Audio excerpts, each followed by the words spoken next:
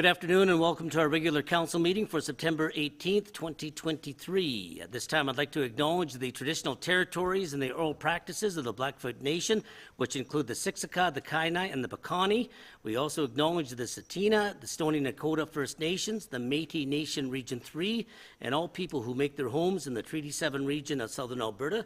We're making this acknowledgement to demonstrate our continuing efforts to work together as we strive for reconciliation through increased and collective learning. Moved by Councillor Jessica that the agenda amend to add the Rotary Club delegation between administration reports and 7 and business 8 there. All those in favor? Carried.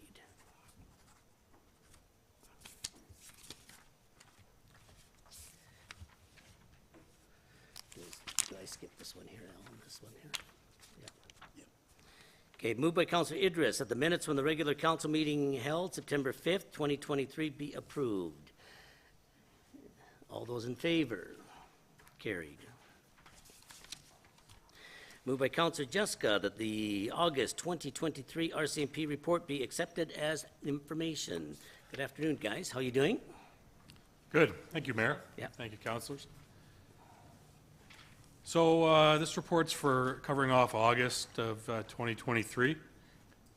We responded to 386 municipal calls for service.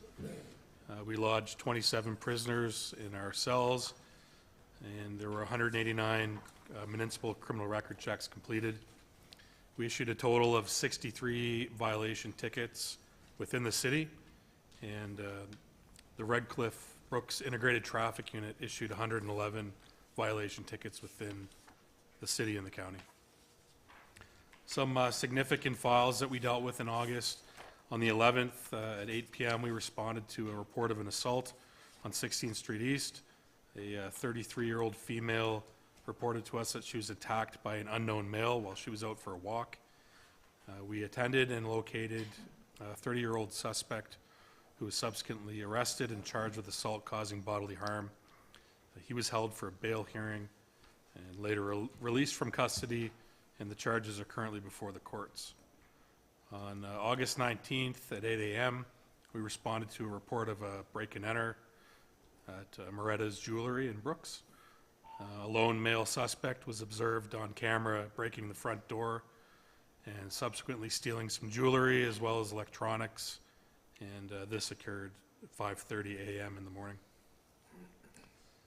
We did identify a suspect through the CCTV footage, and a search warrant was executed in Lethbridge by our General Investigative Section members, as well as the RCMP Southern Alberta crew team. We did recover some of the stolen items, and charges are currently pending on a 33-year-old male from Lethbridge. On August 24th, approximately 1 o'clock in the morning, we responded to a 911 call at a local nightclub. We attended and were told that a 45-year-old Brooks resident was taken to the hospital with a gunshot wound. The male suffered significant injury and was flown to a Calgary hospital. Throughout our investigation, we discovered that it was an accidental discharge of the male's firearm.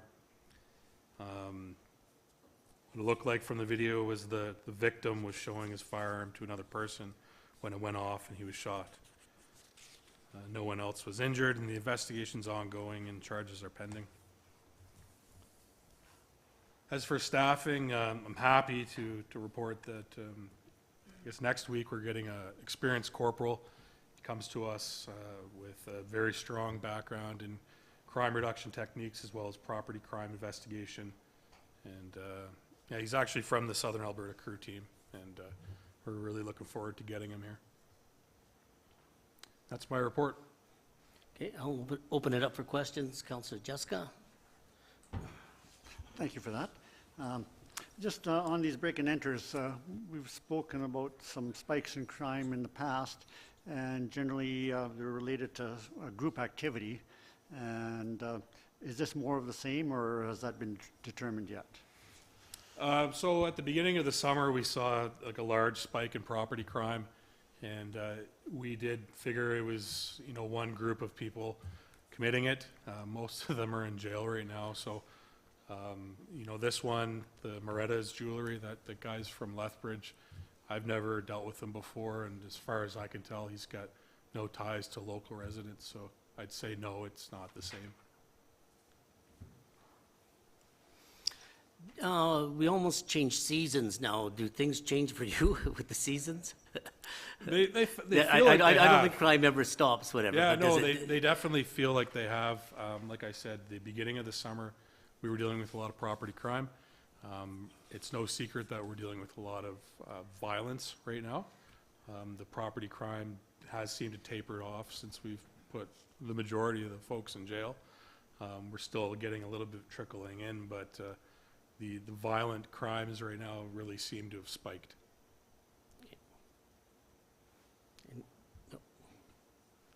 Go ahead. Any indication on why is that? I don't have an answer for why. I can say that most of it is lifestyle. So it's drugs, it's gangs. We still get, you know, the domestics and stuff, but a lot of the violence right now are surrounding drugs, When you say drugs, what drugs? like hard drugs, like cocaine, methamphetamines, crack. Councillor, yeah, Wardrobe? Thank you. I was wondering if you could give any further update to the assault on August 11th, if you have any other information that you could share with us, or if there is any way that you could assure the public that there's no threat to public safety after this assault. Sure. You know what? I've been a cop for 15 years, and I can say that the amount of like truly random assaults, in my opinion, are quite low. So this one was different. You know, it's currently before the courts. I really can't comment on this particular file in general, but you know, we did bring him before the courts for a bail hearing. He was released on conditions. We're monitoring the subject, but you know, I can't say that there's no risk to the public because, you know, this was a random assault, so. That's all I can Thanks. offer. Yeah, I know, yeah. I guess if there was,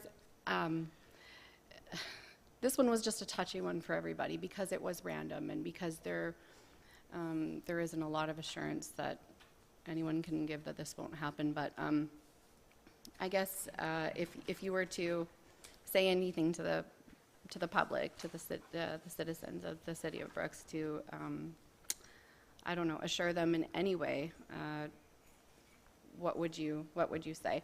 I'm finding it hard to, like, I'm certainly not an expert, and I'm struggling to have those conversations with people who have legitimate concerns, and I'm not really sure how to address them. Yeah, no, absolutely. The concerns are legitimate. It's frightening. You know, my children were out playing very close to where this happened at the time when it happened. It concerns me as well. You know, we can't live in fear. You know, the biggest thing for the public is to report suspicious activity to the police. You know, we live in a society that we often try to be more polite than we need to be, but if you're in a situation and something feels weird, then get out of that situation. And it's really the only advice I can give to people is just that. Okay. Yeah. Councillor Idris? Mental health, and I know we talk about this all the time. We talked about some apps and some new programs that you guys were experimenting with. We talk about what could we do to address the relationship between crime and mental health. Any progress in that? Anything about the app? Anything that you can share?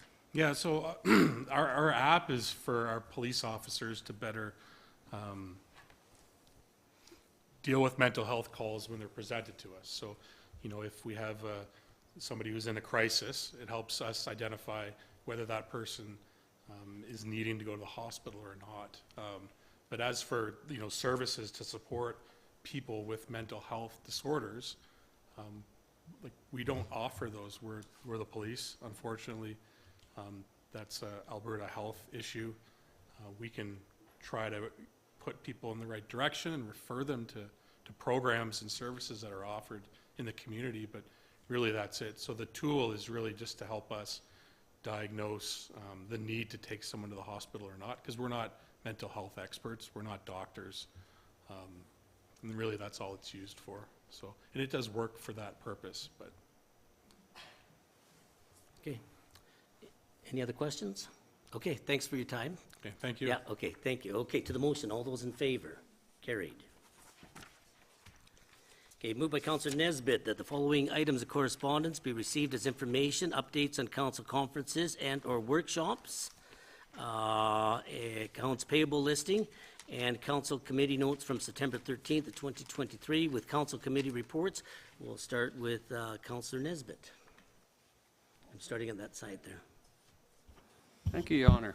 Ladies and gentlemen, I'd like to start off my report by mentioning that the Alberta 55 Plus Summer Games were a huge success. It was held last August 17th to the 20th. The huge number of volunteers that were gathered for this event made it possible to make our community a welcoming place for hosting this event. Although there were over 200 volunteers, I'm only going to mention the organizers that made it possible. Games coordinator Kelly Sansford and Games chair Dwayne Perkins did a wonderful job of finding people to chair the 30 events. Of course, city staff, Lisa, Randy, Natasha, Megan, Jamie, what the heck, all staff. A huge thank you to the volunteers, such as Larry Pratt, who caught me wandering around out in the middle of nowhere and gave me something to do out there. Thank you, Larry. You ran a very good event. It wasn't an easy job. Financial information was very positive when it was all over, and we still had funds to bid on the next games, which would most likely be in 4 years. Although my duties were minimal in the bike races, I thoroughly enjoyed the 3-day event, and looking forward to the next time.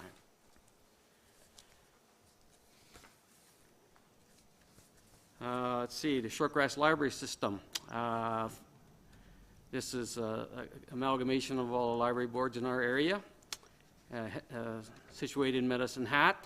We got 45 new programming kits circulated during the month of August, and this is because we never had a meeting yet in September. We launched 2 new programming kits. One's called Houdini's Secret Room, Escape Game, and Saving Winter Escapes Game. And these are mostly orientated towards the younger generation, and they're very well utilized, these games that we bring in for these events. To continue developing new programming kits, including a dress-up kit and 3 new storytime kits.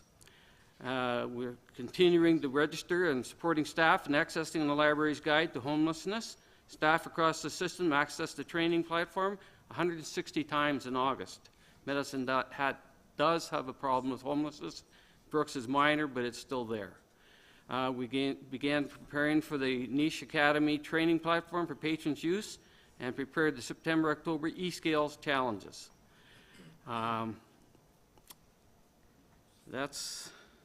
We did begin to work on the next system-wide email campaign, which will send lists of reading recommendations to subscribing patrons. These recommendations will also generate monthly from the new titles added to the Shortgrass catalog.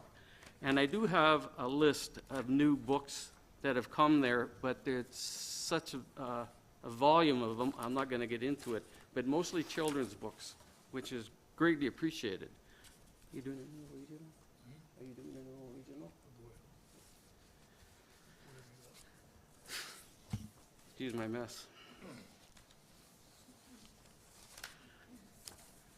The Brooks Library. Farmers market stats between 25 and 50 meaningful encounters depending on market business and weather. We have a booth set up for every farmers market on Thursday afternoon from 1 till 6, and it's been very well attended by people coming in asking questions or taking the free books we have on the counter. Summer reading programs, updates, full registration all summer, one snafu with a half-hour closure day though. Upcoming programmings are back as usual for September. Story Factory will be held on the 29th at 7 p.m. Our staffing plans this year audited our Sunday afternoons for all, but 1 during June and July, finding that while 2 staff is acceptable for most of the part, It could get very busy and was hard to get platforms to leave at the end of the day. Beginning August 27th, Taylor Lubbers will gain another recurring shift, Sundays 2 to 5, strictly for break coverage, shelving, and pre-closing processing. I'll give you a couple numbers here. Our library is extremely busy. For example, in June, the foot traffic in the library was 11,370 persons. In July, it was 8,892 persons. And they spent an average of 36.5 patron hours for that month in the library. A lot of programs coming up at Brooks Library, especially for anyone. Nifty Needles, for example. You can come in and chat with others while working on your latest knitting or crochet, and it's well attended. And then we have interview skills with the Brooks YMCA Employment Center on Wednesday, September 20th. And you can go in and get advice from employment advisors from the YMCA Employment Center to learn how to answer tough questions, specific interview questions, interview decorum, what to wear, as well as what to do past interviews, and any question you may have.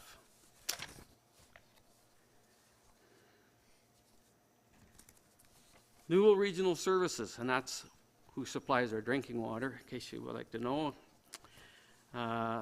We discussed operations for the County of Newell. We had a hydro survey come out and do a wastewater lagoon sludge survey in Tilly.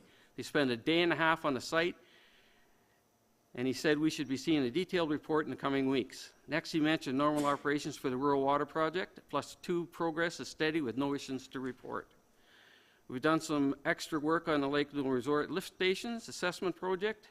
We went down to the adjacent manhole that is directly upstream across the street from the lift station. We plan on water jetting the line that feeds into the lift station from this manhole and then having the line videoed to see what condition it's in. This is the last information to be collected before a finalized report is presented. Now you'll notice this year as well, we didn't have that smell everybody gets used to in September. That's pretty bad. Sewer smell, and that's because of the testing that they've been doing in late August trying to eliminate this problem. Does anyone have any questions? Mr. Mayor. Yeah, I have a question there on the, well, a couple questions. One on the recreation report. Now, you guys obviously made some money on that, so what Yes, we happens did with the make some money, but And, yeah, what are the plans with that? the first step was we had $90,000 left over, 80 or 90, I can't remember, and that was without all the bills being paid. Yeah. So we're suspecting that we're going to end up with about $30,000, and at our last meeting, it wasn't decided if we were going to utilize that money for the next bid or for some other, or donate it, but I suspect we're going to keep it, and I may be speaking out of turn, but that would be my wish, that we keep it and utilize it for the next bid. Yeah, and then the next bid, are you talking about the two?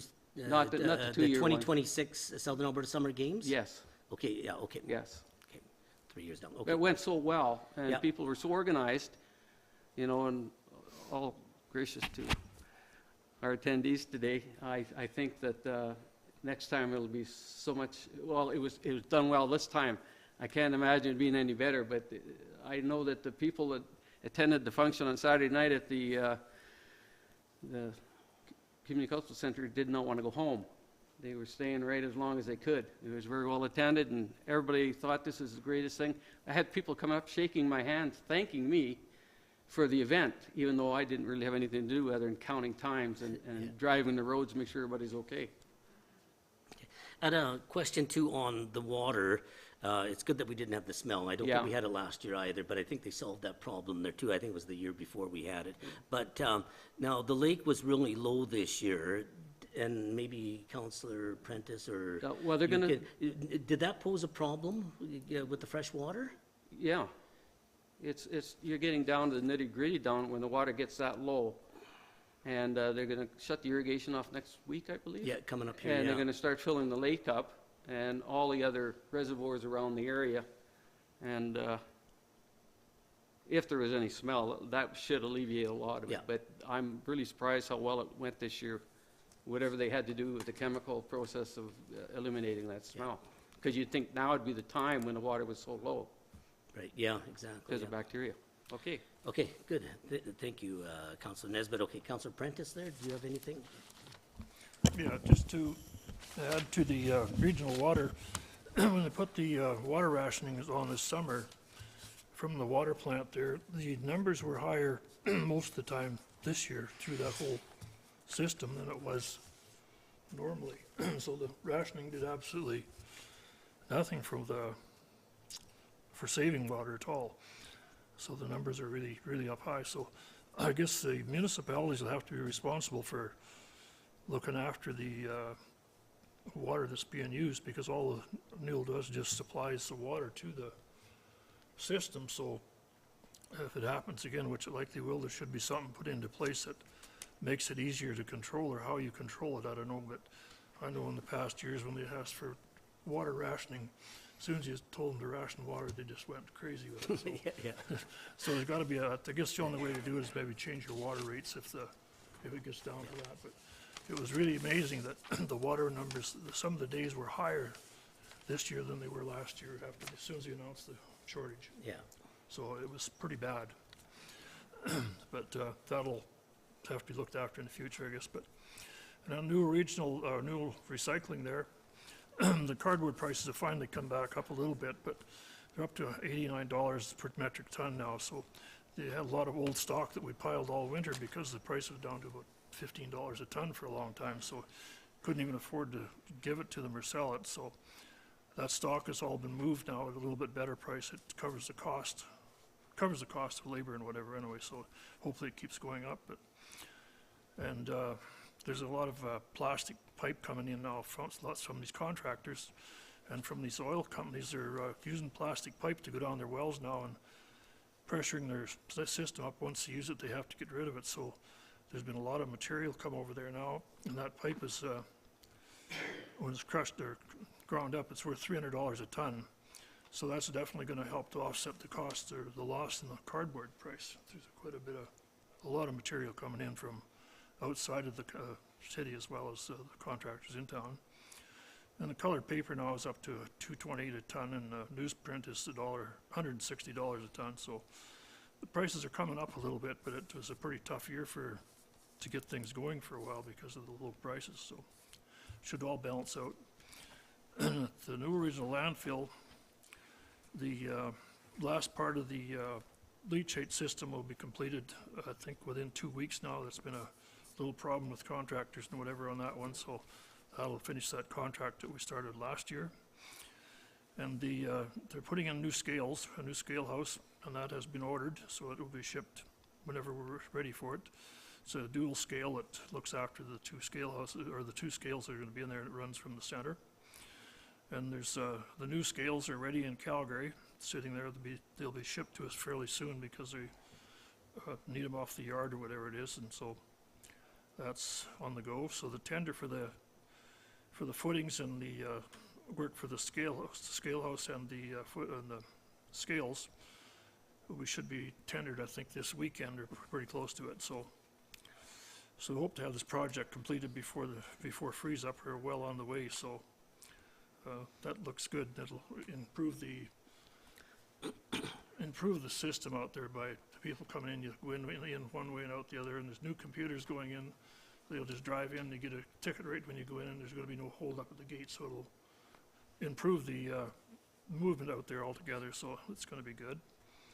And there's still a lot of contaminated material being shipped in from Calgary, which is the big money maker for us. So it's not quite as high as last year, but it's they have a budget, I guess, in Calgary. What they do, they spend so much money a month, and then that's it. So, but it's been a pretty good year all around other than that. So, yeah.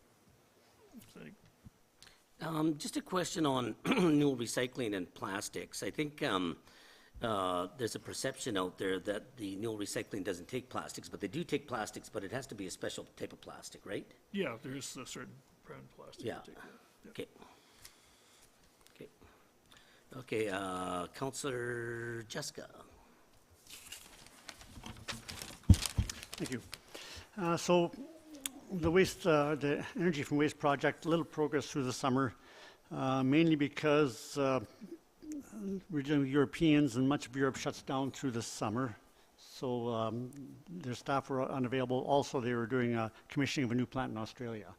So the SEWA AGM is being held in Vulcan on September 22nd, and some HZI representatives are expected to be there, hopefully with some input to move the project forward.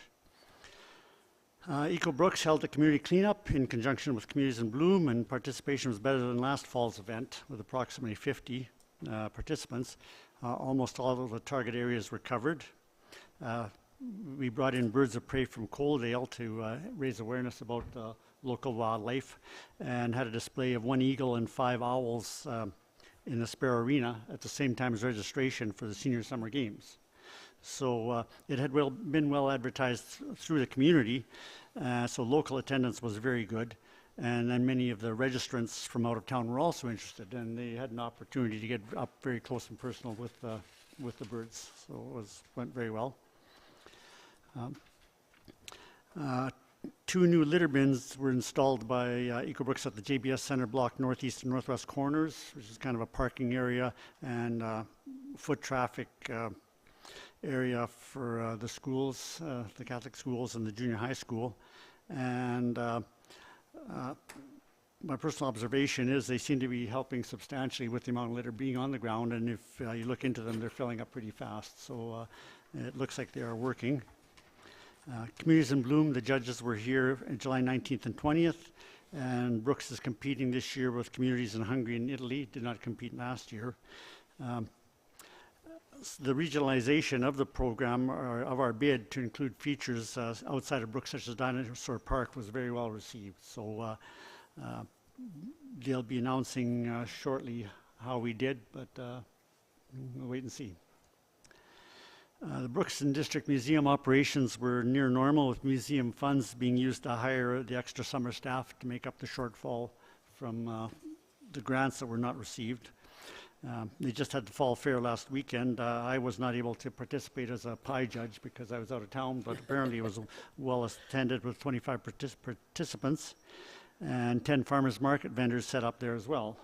There was also the antique tractor parade, and the intent is to hold it again next year. The next project is going to be planning rejuvenation of the Museum of Corythosaurus, which right now the estimate is about $31,000. And then portions of the campsite that they administer adjacent to the north had 30 amp rather than 50 amp services, which resulted in frequent overloads. So these are being upgraded as well.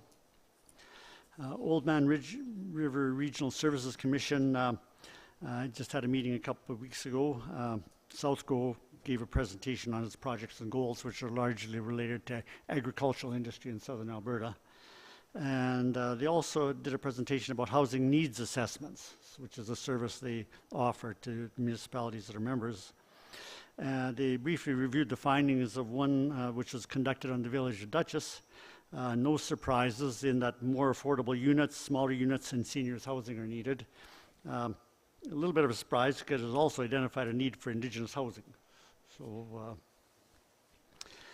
Sign committee, one meeting was held with 2 requests discussed, a traffic direction change and a pathway yield sign installation. With input from bylaw RE, these particular situations, no changes were made. The Public Works Administration building and shop tender. An additional meeting was held to look at project details and modifications with a tour of existing facilities, and the load there is being carried by Don Sari, so we're being very well informed and on what they have planned for it. And if I could just comment, I'm on the board of Newell Recycling as well, so just on the question of plastics. So they do take clean number 2 plastics, and they can be dropped off at the north end of the drop-off area in that little shelter. But there was another presentation on extended producer responsibility at Alberta Care Conference in Grand Prairie, and that program will require Newell Recycling to take all plastics. So it'll be a little while before that's implemented, but that is coming. Yeah, that's good news there. I was gonna say, the plastics number two, like most of the milk, no, not the milk jugs, they're recyclable, but, let's say the soap ones, you can read that right at the bottom there, right? Yeah, if you look at the bottom of the Yeah. container, you'll see a triangle with a number in it, and the number tells you which type of plastic it is. So number twos would be your bleach jugs, cooking oil jugs, almost any flexible plastic with a screw cap on it. Okay. Okay, good, thank you. Okay, Counselor Wardrow. Thanks. Okay, my report's pretty brief because, yeah, the summer was eventful, but we were doing more enjoyable work. So first things first for the Parks and Recreation Board, just to briefly speak to my experience at the Alberta 55 Games, I really enjoyed volunteering. I especially enjoyed all the conversations that I had from lots of different participants from across the province. They all sang our praises here in Brooks, and they either had connections here, so they already knew what we were about, or they were really impressed with our hospitality, so that was really great. In June, the board was given an update on the dog park, so the task force had put together a layout, or they have put together a layout with the plans that the vision that they see for the area. It is already posted on engagebrooks.ca, and you may have already seen that breakdown and the survey there. I believe it's still up, so if you still want to fill out the survey, you can do that. Highlights though, it'll be fully fenced, adequate garbage disposal. The size is 9.4 acres. There is a nice path system, and then there's also a little section for a small dog, like agility and training section. Hopefully there'll be a lit gravel parking lot. That's kind of been working, that's being worked on currently. Some of the amenities will be dog drinking water, will be available there. There are some nice mature trees out there that will be maintained, and hopefully the addition of more trees. Small solar lights will be used on the pathways, and lots of garbage cans, benches along the pathways. So if you want to check out the pictures of those 3D renderings, they are on engagebrooks.ca, and yeah, you can fill out that survey there and kind of give your feedback, because that's what they've been doing, just kind of gathering that public feedback over the summer. For FCSS, so our new executive director, as you know from my last report, took over July 3rd. So she's kind of spent the summer stepping into her role. It's been done really smoothly, and she's doing an outstanding job so far. Those changes to the conditional funding applications, they were open to the public, and that was really successful. So we had 15 applicants come through, and on this past Saturday, the 16th, so this past Saturday, we had almost every one of the applicants come and present to us. We had a 30-minute presentation and got to speak to what their organization is all about, how they're hoping to use this funding. And it was a really fantastic day. We went from 8:30 to, I think, 4:30 all day, had a little lunch break, but it felt like a blink to me. It was really awesome to see all the passionate groups of people in our community, and yeah, just their desire to serve all the people in our community. And there's a wide variety of applications and purposes, types of people and groups that these applicants are hoping to serve, from seniors to children. Lots of discussion of mental health, which was really encouraging to see as well. So the board meets on Tuesday evening to make decisions about those applications and distribute funding. And so it looks really encouraging. We will likely be, well, we're not strapped for cash at this point, is all I'll say. So we have the room to fund a lot of our applications. So I'm really looking forward to that, and I'm pretty confident that next year we will even see it even in more of an expansion and growth of a variety of applications. So a couple pieces of feedback that that we saw, the board saw from those meetings is that, you know, people who have previously participated in these, you know, social service or preventative services in our community, you know, they're aware of the FCSS funding, and when they learned that it was open to the public, it was, you know, hey, like, it was exciting that there's an opportunity for people who have been, you know, plugging away at serving different members of our community in that way. And this was a really positive experience for them to have that opportunity to have access to some of that funding. Yeah, so stay tuned. After Tuesday, we'll have the results of how that funding will be distributed. I think that's all for FCSS. For Newell Housing, the board received the needs assessment from the Rural Development Network. So that is that was completed and shared with Brooks, Bazzano, Dutchess, and the Brooks Housing Society. So this document will assist us in making the most prudent decisions in terms of where the need is for developing housing for seniors and also just affordable housing. So the information that was gathered to make this document will be used to further our applications for the Small Homes Grant in Bazzano, and also the Housing Accelerator Fund in Brooks and in Dutchess, I believe. And so we are meeting with the Rural Development Network again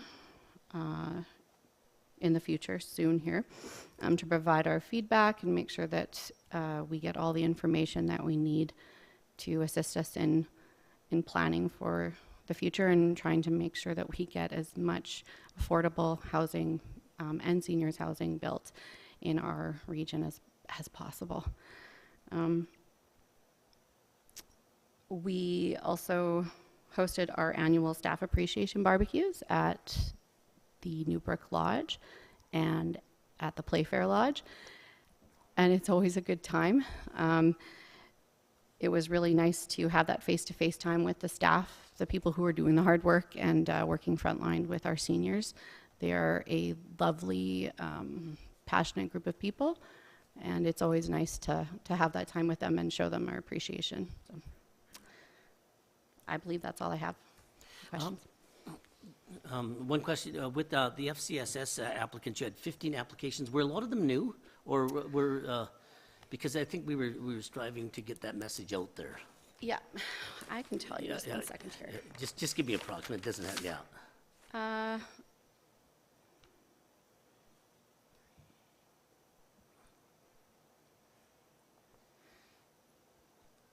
think we had 6 new Oh, applicants. good. Okay, that's good, yeah. Yeah, it's Yeah. really awesome. So, Okay, to the motion then. All those in favor of accepting the reports? Carried. Okay, moved by Councilor Prentice that the administrative report, weed inspection report be accepted as information. And, oh.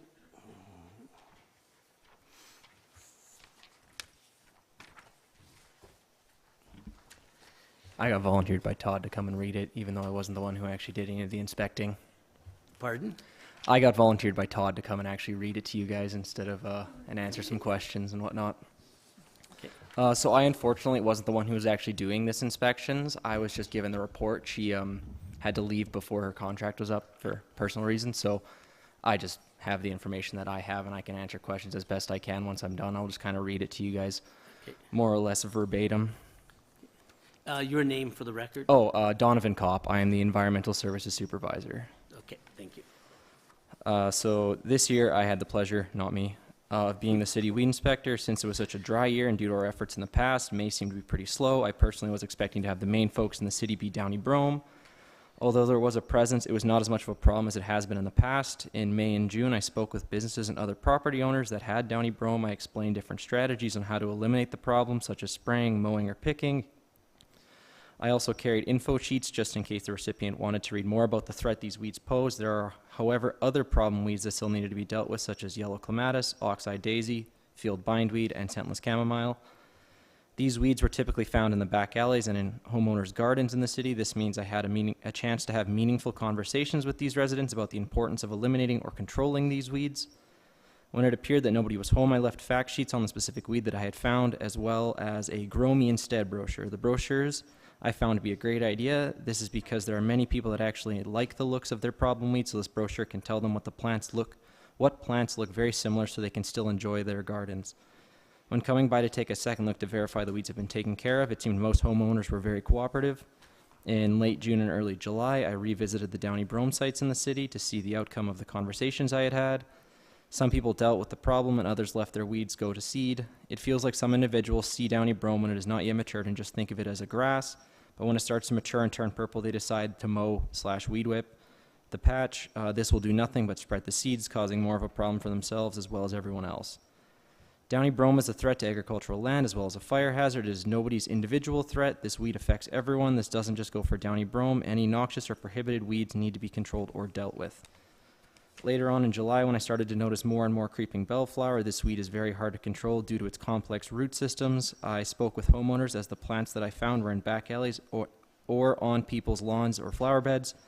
The easiest way to get rid of this weed is by constant hand pulling. I spent some time communicating this to residents as well, leaving brochures for anyone who was not home. To finish off in August, we had the rest of our vegetation management crew come out and deal with the purple loosestrife in the Marshall drain that goes through the old rodeo grounds near the golf course. We noticed there was less of a presence this year compared to years prior. This is most likely due to repeated years of our efforts of digging up the weeds. This year has been challenging compared to my last year, as it felt like the drought forced a lot of the weeds that we look for to mature either earlier than normal or simply not grow as they usually do. As a result, the overall amount of weeds found in the city was less than normal. It's difficult to say whether it was the control efforts that we have been doing or the weather that contributed most to this year's reduced weed numbers. Okay, I'll open it up for questions. Any questions? No? Yeah. Sorry. Okay, Councillor Woodruff. Yeah, I guess this is I don't think this is specifically directed at you, but is there a way to get this information out to the public? Because like this, there's, I'm sure, a lot of residents who didn't get this meaningful conversation with our weed inspector who would benefit from this information. Yeah, so on the Alberta government website, if you just look up like Alberta noxious weeds, there's a bunch of fact sheets, and as well as on the County of Newell's website, we have an entire page dedicated to it, and then it'll bring you to a PDF, and it has a bunch of information about the weeds, why it's a problem, what you can do to control it, so like what your options are, because some weeds respond better to different things. Like chemical isn't always the best option. Mm-hmm. In fact, in the city, it's usually not a very good option just due to the proximity of people and our restrictions on what we can actually use in order to try and control it. So we end up having to do a little bit more damage than we would like, because we can't really use our specific herbicides that we would use elsewhere. So picking or mowing can become very viable options. Okay, thank you. So yeah, it would be nice maybe to have this information kind of come out to the public. Yep. As this season kind of begins, and residents will know what to watch for and what best practice would be, so that we don't end up making the problem worse. Well, we've at the county, we do we call it Weed Wednesdays on our Instagram and Facebook page, where we go through and kind of in the order that the weeds come up in the spring, it kind of goes through and it'll say like, this is downy brome, here's a picture, this is what you don't do, this is what you do. Keep an eye out if you see anything, and then it has like my phone number and email address on it, so residents can inform me if there's an area, and I can go look at it and recommend solutions or go take care of it. And it would be nice to communicate with the city there too, like on maybe issues that we're having here that might be a little bit different, in the county there too. Yeah. Yeah, I can definitely talk to our communications officer and see if she can send those over for you guys to post on your social medias or anything like that. That'd be great. Yeah, that'd be fantastic. Thank you. Any other questions? Thank you for your time. Thank you. Okay, to the motion, all those in favor? Carried. Okay, moved by Councillor Prentice that the Rotary Club presentation be accepted as information. Larry and Dave. come on down.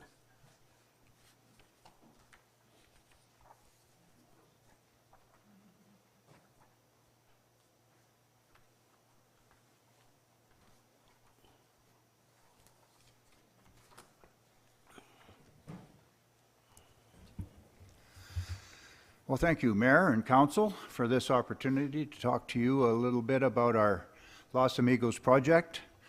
I know it's early in your fall cycle and you're busy, so we'll keep it as brief as we can. You can move to the first slide. We're proud to be from this area with the support we've had from the City of Brooks and from the County of Newell. If we don't get vehicles, we don't have a program. And just one other little comment. This is a shirt we wore came from Canada, and this is the shirt that the Rotary Club in Mazatlan, Mexico gave us. Model. The Mexicans might be short of fire trucks, but they sure do have better shirts than we do. Do you want to say something?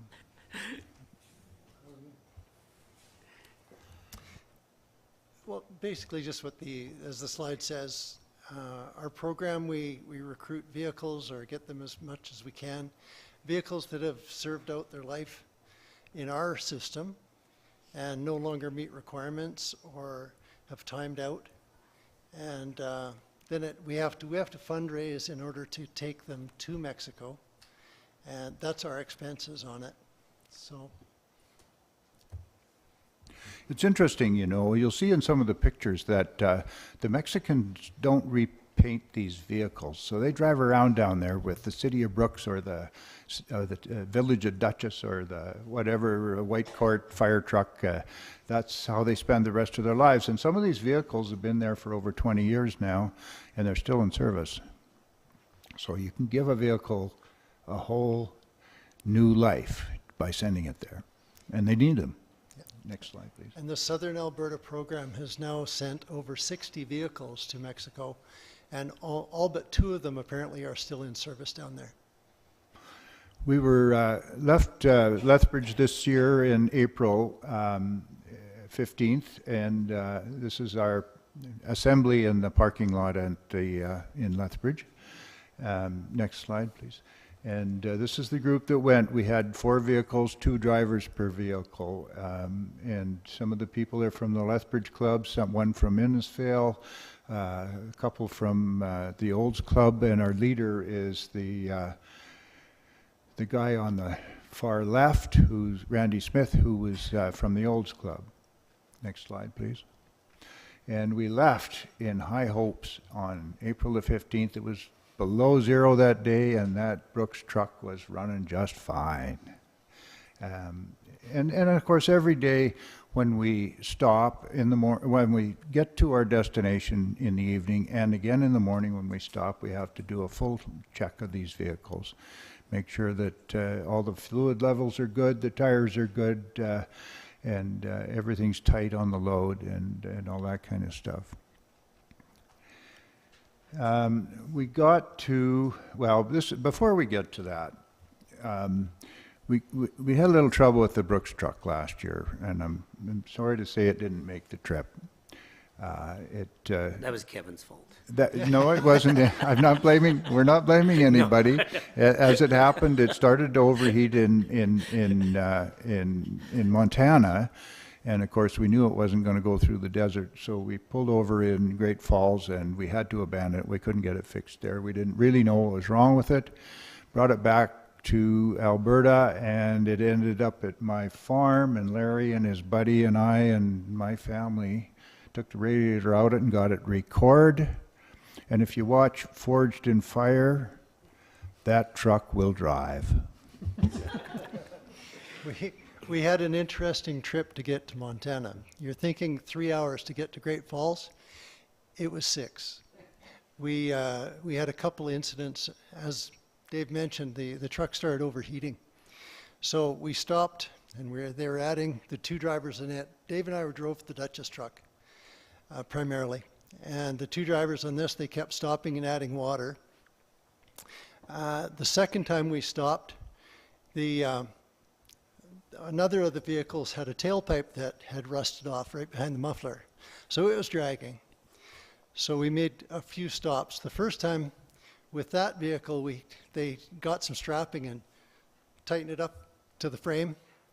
And of course, the next time we stopped, the exhaust was breathing on this strapping, so it had melted it and it was dragging on the ground again. And as luck would have it, we stopped right at a corner of a field, and on the other side of the fence, there was a whole bunch of fencing material. So we developed a little joke that how many Rotarians does it take to strap up a tailpipe? 1 to jump the fence and get the wire, 1 to put on coveralls and crawl into the truck, and 4 to take the pictures.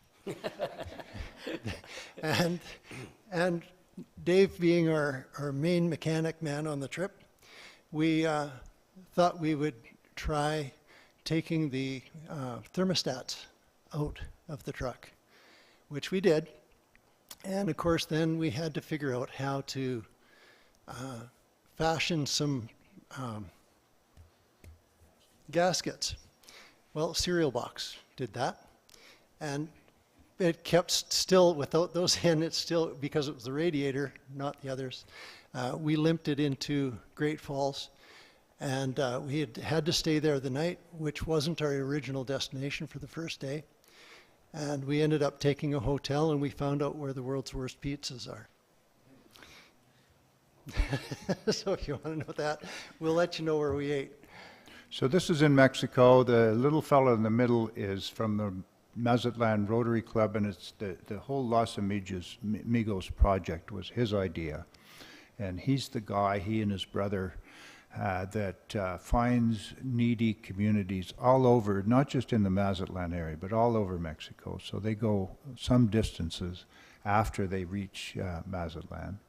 And this was his vision and his dream, to get some of this much needed kind of vehicles into the country. And you'll notice he's wearing full-length blue jeans shirt and a full-length jacket, and we're all in t-shirts and shorts. Next slide, please. No, that not. Oh, here we go. Well, this is Larry's story. Okay. This was kind of fun. After we got across the Mexican border, our general process is you drive approximately 2 hours and find a place to stop, change drivers, have a little rest stop, change drivers, and go on the next trip.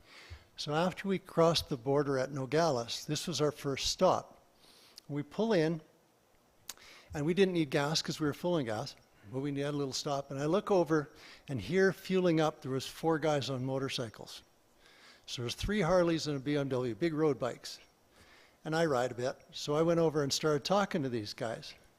Well, one of our guys, if there's a conversation going on, he's there. So he joins over, and before we know it, we all pull over. They had noticed our decals on our trucks. I knew it was Rotary that was bringing all these things down. And the main guy that I was talking to he says, well, you're going to Tepetitlan. He says, that's where I'm from. I grew up there. Look, on the tail of my bike, on the back of his fender, sure enough, there's a decal, Tepetitlan. He says, I know exactly where this, and he got really excited. He says, I know everybody that's going to be driving that truck, all the guys using it, this is great. So they end up pulling over in front of our vehicles, and pictures are taken and all this kind of stuff. An hour later, we pull into the next place. Here's these 4 guys on their bikes again, and that was the last we saw of them for a few days. Now, we turned over the vehicles in Mazatlan, but 2 of the 3 that were still going, 1 stayed in Mazatlan and the other 2 went to Tepetitlan. So we had a handover in Mazatlan, and then we had a handover in Tepetitlan, but we didn't take the vehicles that live 500 kilometers to Tepetitlan. We get down there, and the next day they drive us down so we can drive the vehicles into the presentation. And here, at the front of the parade, 4 motorcycles. Those guys made the effort. They phoned ahead. They got a hold of the people that were in it. They made the effort. One of the guys had to drive 100 kilometers that morning to get to there, and they escorted us in. They were so excited about it. Next slide, please. Yeah, we drove a lot of miles through the desert. That's all I'll say. Next slide. And that truck does not have air, We- except for two big windows and two little valves. Yeah, Larry and I kind of fell in love with that old Duchess truck.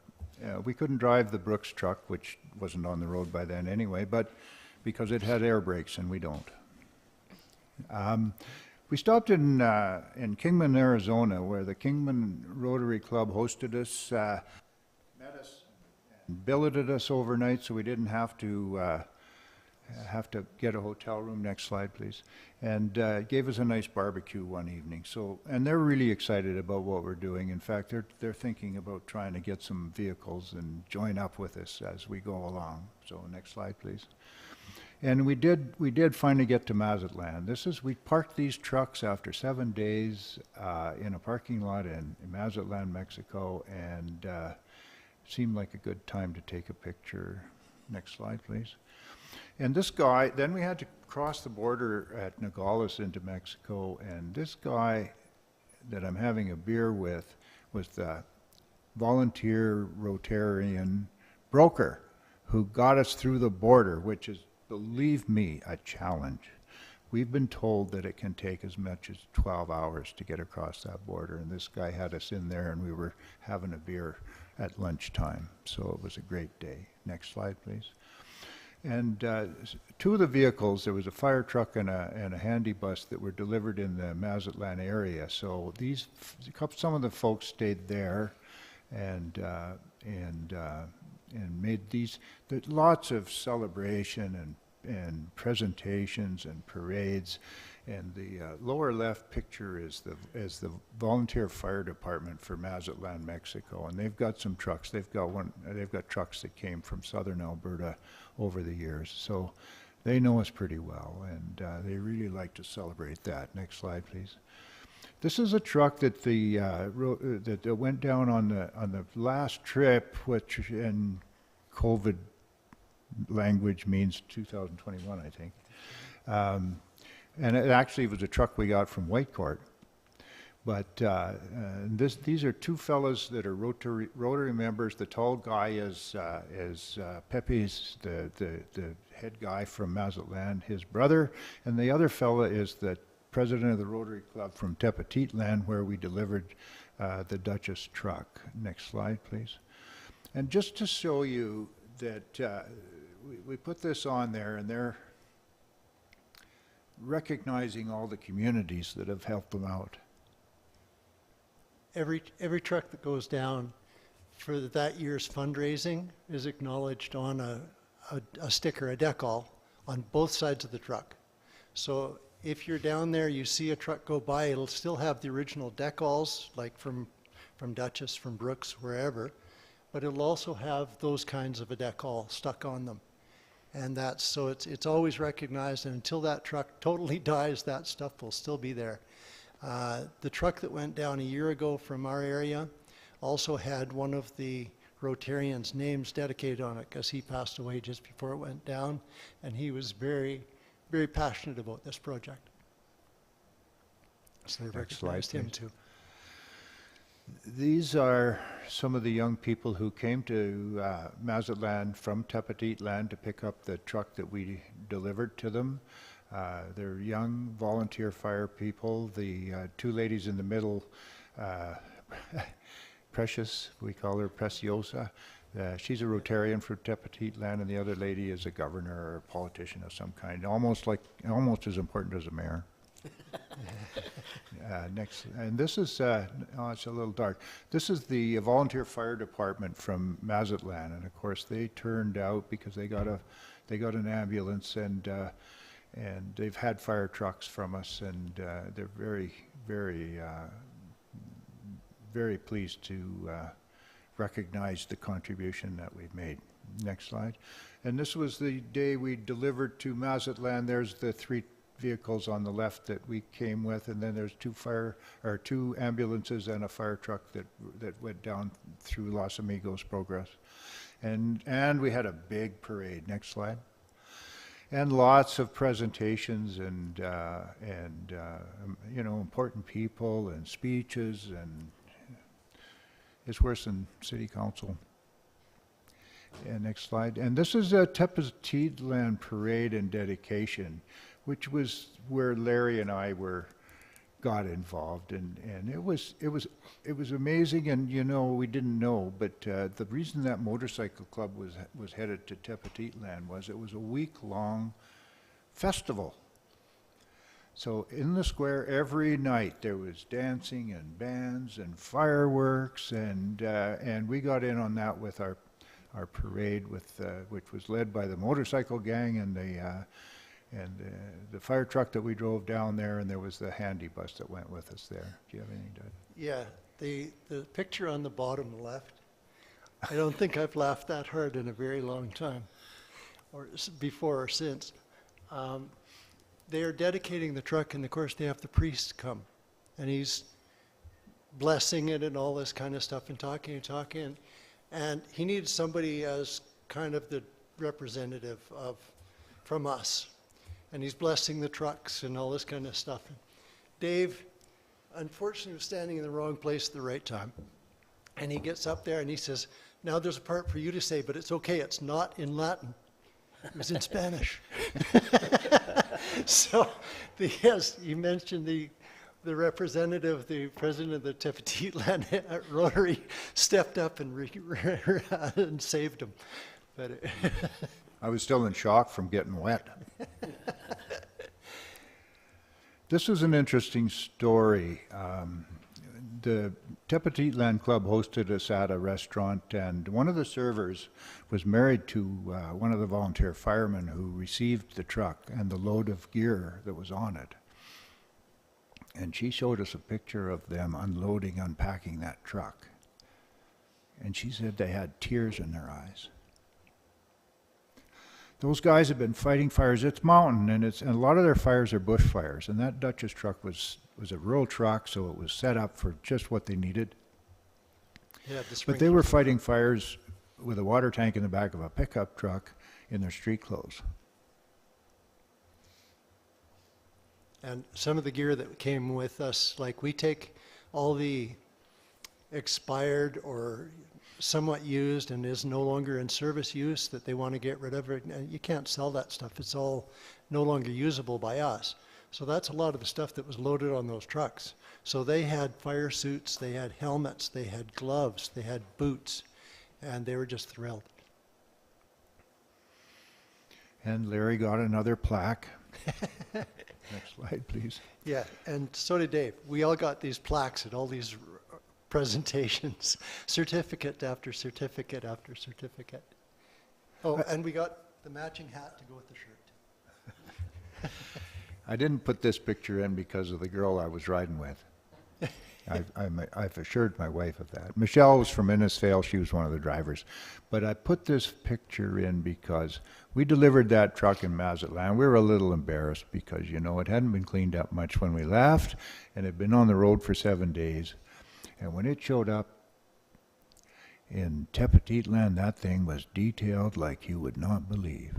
It was gorgeous. We wanted to bring it home. Yeah. And This is the this is the university. You tell them about that. Okay. After the presentation of the trucks, and we still had a good part of the day to go to, and Precious there, who's one of the big Rotarians, very influential and well-known, and I think she's on the board at this university as well, and they wanted to see us, so they said, "We want to give you this tour." So we go out to the university, and they have this little boardroom and their presentation, and the lady on the left is the president of the university. And of course, a lot of it we couldn't understand because it's in Spanish, but we get the gist of it. And then they take us on a tour of the university, the campus. So we walked around, and that was great. And they wanted a bunch of pictures, so we take pictures. And then, of course, comes the hook. She comes up and she comes and asks us, "We would like an ambulance for the university." Well, that isn't our part of it, and we were warned about that. So, so we told her 2 or 3 times, "Sorry, that isn't part of it. There's a process for that. You can apply and see if they can get something for you, but we get the vehicles that we can get, and we get them here. It's not up to us who gets what vehicle or what vehicle we get." If you have a vehicle coming out of service, we'd be happy to talk to you about it. We'll do our best to look at, we just hope that they're mechanically in reasonably good shape, and we'll do a bit of an overview on that, fundraise to get them down there, and Pepe and his group do the surveying and some fundraising on that end to get them out to the necessary places. They see who needs it, who warrants it, who's going to be able to maintain it and train on it and use it effectively. That's his kind of priority. And the final wind-up, another huge celebration, more presentations, gifts, and those fellas, with the exception of Randy Smith in the white slacks, who was our leader, are all members of the Mazatlan Rotary Club, and they were gracious hosts, and we enjoyed every minute of their time. It costs us about $7,000 a vehicle to get them down there by the time we do the paperwork and pay for the fuel, and they have to fly us home. We're on our own for all our other costs, meals and so on. But it's still an expensive process, and it's the Sunrise Rotary Club from Lethbridge that leads this. They've got satellite clubs like ours and Olds and others that support it, but it's a big project. So we're planning to go back. We're out of schedule. They didn't used to go in the spring. They like to go in October, so we're heading for October 2024 for our next trip. It takes 6 months advance time to get the paperwork done for a vehicle to get it down there. So we're assembling vehicles right now, and of course the one that we have in hand now will be part of that trip. We've got some handy buses promised, or pretty much promised from somewhere, and 7 vehicles is pretty much the most we can handle in a year. So anyway, that's our presentation, and again, I thank you for your time and your support over the If years. there's any questions or comments, Councillor Idris? Yeah. So you said 7 would be the most. How many do you have now for the next trip? How many vehicles do you have now? Right now, we have the fire truck from last year, and apparently there's 4 handy buses from the city of Lethbridge that is kind of in the works, and I don't know if there's any more beyond that or not. They love the handy buses because they're small enough to transport around good. Wheelchair ramp and that sort of stuff, the lifts in the back are great.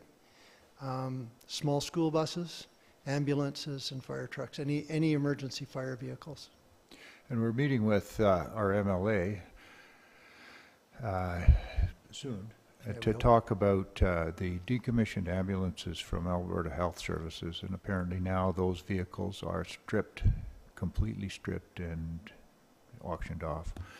And that's a policy that we could use those. So we're going to have a visit with our premier and MLA about that. Calvin Sturgeon has set that up with Mara's help. So Perfect. Okay.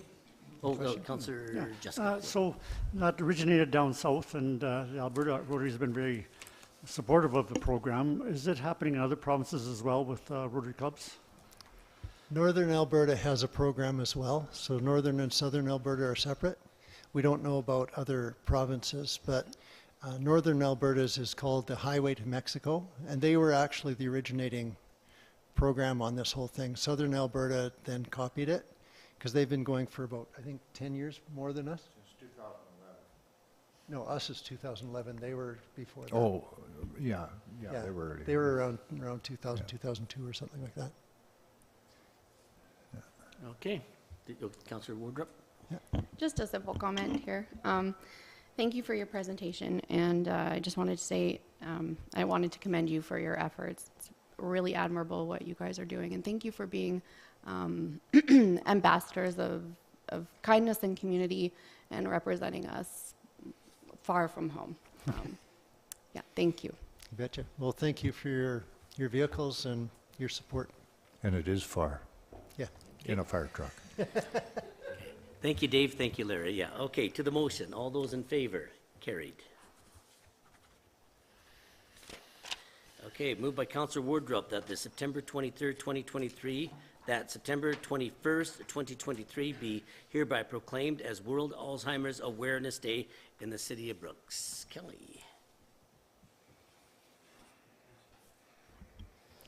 Through the chair to Mayor and Council, World Alzheimer's Day is celebrated on September 21st every year. World Alzheimer's Day is a day when the world focuses on its efforts to on creating awareness for Alzheimer's disease, which is among the most prevalent form of dementia. This is an opportunity for us to raise our voices and find new ways of fighting the disease. Some facts about Alzheimer's. Alzheimer's disease is a disease of the brain where abnormal proteins collect in the brain cells. Alzheimer's disease causes symptoms of dementia such as memory loss, difficulty performing daily activities, and changes in judgment, reasoning, behavior, and emotions. These dementia symptoms are irreversible, and that means they will never they lost any ability for them to come back. Approximately 500,000 Canadians are living with Alzheimer's disease or related dementia. Over 70,000 of them are under the age of 65, and approximately 50,000 are under the age of 60. 1 in 11 Canadians over the age of 65 currently have Alzheimer's or related dementia. 1 in 3 Albertans are living or caring for someone with dementia. Many are in the workforce. Women make up 72% of the Canadians with Alzheimer's disease, and within 5 years, they suspect an additional 250,000 Canadians to develop Alzheimer's. To commemorate this day, the city staff will light up City Hall in purple. Purple is a significant color for Alzheimer's and represents a combination of the calming stability of blue and the passionate energy of red. In addition, city staff will make Alzheimer's support information available on social media platforms. Therefore, staff is recommending that September 21st, 2023 be formally recognized as World Alzheimer's Day in the city of Brooks. Okay, any questions? Okay, to the motion, all those in favor? Carried. Okay, moved by Councillor Idris that September 30th, 2023 be hereby proclaimed as National Day for Truth and Reconciliation in the city of Brooks. Kelly. Through the chair to Mayor and Council, each year September 30th marks the National Day of Truth and Reconciliation and Orange Shirt Day. The day honors the children who never returned home and the survivors of residential schools, as well as their families and communities. Public commemoration of this tragic and painful history and ongoing impacts of the residential schools is a vital component of the reconciliation process. Orange Shirt Day is an Indigenous-led grassroots commemorative day intended to raise awareness of individuals, families, and community intergenerational impact of residential schools and to promote the concept of every child matters. The orange shirt is a symbol of the striping away of culture, freedom, and self-esteem experienced by the Indigenous children over generations. This year, in addition to encouraging residents to wear orange shirts on September 30th, the City of Brooks invites residents of the City of Brooks and County of Newell to share their thoughts on what Orange Shirt Days means to them. To achieve this, the City of Brooks has created orange shirts that residents are invited to fill out. The cards will be made available at schools, businesses, and at City Hall. When they are all completed, they will be displayed around the community for the public to read.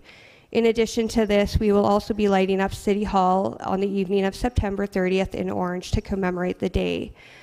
Therefore, staff is recommending that September 30th, 2023 be formally recognized as National Day for Truth and Reconciliation in the City of Brooks. And I don't have the exact shirts yet, but there are shirts, and one will read, "Every child matters because," and the other one's going to read, "A day of truth and reconciliation means to me." Okay, any questions? Just want to point out too, it's on the 30th, always September 30th, and that day is recognized because that was the day when students registered to go into the residential school system, right? I think that's it, if I'm correct on that. But my point is, it's a Saturday, and we've given our employees that day off, but because the holiday falls on the Saturday, everybody on city staff will get the Monday off there too. So Monday will be a holiday for City of Brooks staff, yeah. Okay, to the motion, all those in favor? Carried. Okay, moved by Counselor Nesbitt that council approve the City of Brooks entering into a special agreement or arrangement with the applicant, and upon such time, the development officer can approve development permit 2023 D63 as a permanent use. Natasha. Thank you. Through the chair to mayor and council. The city had received an application for a new temporary use cafe with a drive-through located at 907 2nd Street West, which was approved by the development officer on December 29th of 2022. The reasons behind the use being approved as temporary were based on the definition of temporary and temporary use in the land use bylaw, and as stated in the sanitary sewer bylaw and the portable water bylaw. The land use bylaw definition for temporary states that temporary means a restricted period of time, and in some cases is defined by the bylaw, such a period of time as determined by the development authority. The definition for temporary use states that temporary use means a use intended for limited duration in a land use zone. The sanitary sewer bylaw states that the owner of every house, building, or property used for human occupancy, employment, recreation, or other purpose situated within the city and abutting any highway where sanitary sewer is present shall connect directly to the sanitary sewer in accordance with the provisions of all existing provincial regulations within 60 days after the date of notice to do so, unless otherwise directed by municipal forces. However, Section 308 states that no statement contained in this bylaw shall be construed as preventing any special agreement or arrangement between the city and any individual. The portable water bylaw, again, states that the owner of every house, building, or property used for human occupancy, employment, recreation, or other purpose situated within the city and abutting a water distribution system connection shall connect directly to the water distribution system in accordance with the provisions of all existing provincial regulations, again, within 60 days after the date of notice to do so. However, Section 311 states that no statement contained in this bylaw shall be construed as preventing any special agreement, again, or arrangement between the city and any individual. The applicant has now requested that the use be permanent. Although Section 308 and 311 allows special agreement or arrangement to be entered into between the city and any individual, this would be the first time to staff's knowledge that such a request has been made for a pop-up business. There may come a time when other businesses may request the same. Therefore, if approved, a precedence may be set. Recommendation is that administration is recommending that council approve the City of Brooks entering into a special agreement or arrangement with the applicant, and upon such time, the development officer may approve development permit 23D63 as a permanent use. Okay, I'll open it up for questions. Go ahead, Councilor Jessica. Is there any reason why it can't continue on as a temporary permit? Also, in their interactions with the city up till now, have they demonstrated that they have proper sanitary and potable water facilities and disposal in the building? Or Through the chair to Councillor Jessica, to answer your first question, sorry, did you just want to repeat the first question? yeah, so it's been a temporary approval up till now, Okay. and they're asking to make it permanent. You know, it could be opening a bit of a can of worms. So, is there a reason that it cannot continue on as a temporary approval? Because it is a temporary use, it's only allowed for a certain amount of time that is authorized by the development authority. If you are going to stay longer than what the development authority says is temporary, then what the water bylaw and the sewer bylaw is stating is that you then have to hook up to water and sewer. So with the pop-up business, the cafe with the drive-through, right now is not currently hooked up to sanitary water and sewer. so therefore has to be a temporary use, but is requesting that this use be permanent and that an agreement be entered into with the city and the individual stating that basically you're going to waive the requirement of the sewer bylaw and the portable. So to connect would probably be a fairly onerous expense, especially for a small business like that. So, but have they, when they've had their communications with the city, have they been inspected by somebody from the city? Have they satisfied the city that they have appropriate sanitary and potable water supply and cleaning facilities within their business? In order to get a business license, the business was approved by not only the fire chief, but Alberta Health as well. Councillor Woodruff? Okay. I'm curious, what was the business's long-term plan here? If they got the temporary permit, do they have plans for a permanent, I guess, permit besides what is the exact situation right now? Through the chair to Councillor Wardrop, at this time, because of, I'm assuming it's quite a cost to hook up to the water and sewer, and the applicant is not willing or able to do that at this time, so that is why they're asking for the waiver or to enter into the agreement. Mrs. Gray is actually with us today. If you did have any direct questions for her, she said she would also be happy to answer for you. Would Ms. Gray care to answer the question? Yeah, I was going to say, yeah. I don't know, just a point of order here, I don't know if we can do that, or we're allowed to do that. I mean, you would be the official point of order guy there, Councillor Akers there. No, I just, because just a point of order there, yeah. What's that? Okay, well, yeah, okay, yeah, go ahead, and then if we get unanimous consent, we can do it then, so. Yeah. You're not too sure on this one? No, I think there wouldn't be any problem. This is not a public hearing. This is just someone that they have as an expert that's giving more. So I don't consider it a public hearing. Okay, we'll allow it then, okay. Sorry for the confusion. Yeah, come up here, yeah. Well, she's coming up, I had a couple questions there too. Now, it's a temporary one, but can she not reapply for another temporary one, or is there sort of a buffer there that they have to wait?